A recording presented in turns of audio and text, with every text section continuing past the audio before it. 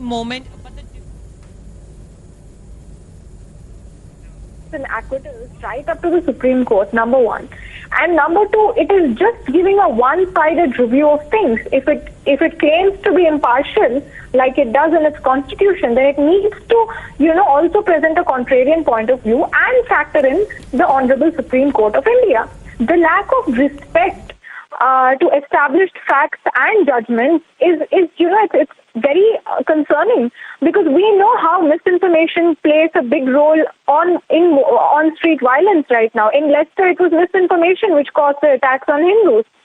So misinformation is alarming, and it is scary that an organization like the British Broadcasting Corporation has selectively displayed, facts, and it has misplaced judgments made in that documentary. I think that's very concerning. No, what's also concerning is this certificate that the Congress party is handing out to the BBC. Isn't it, Mr. Kothari? I completely concur, sir.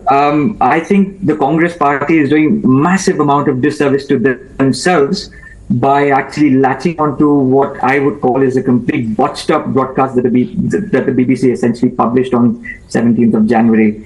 The fact that the Congress party is latching onto this, they're essentially diminishing the Supreme Court's verdict.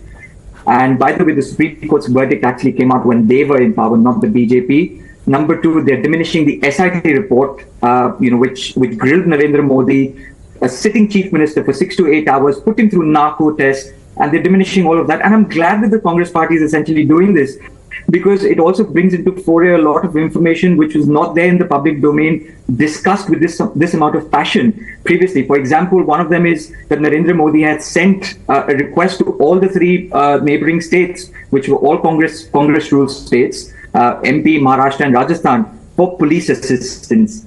All the three states have denied it, and there are written documentation to prove that as well. There is an interview that was published not long ago when Narendra Modi was essentially facing Digvijay Singh, and that question was posed to him, and Digvijay Singh was completely silent on this issue. So all of these questions are essentially opening up. The Pandora's box is opening up.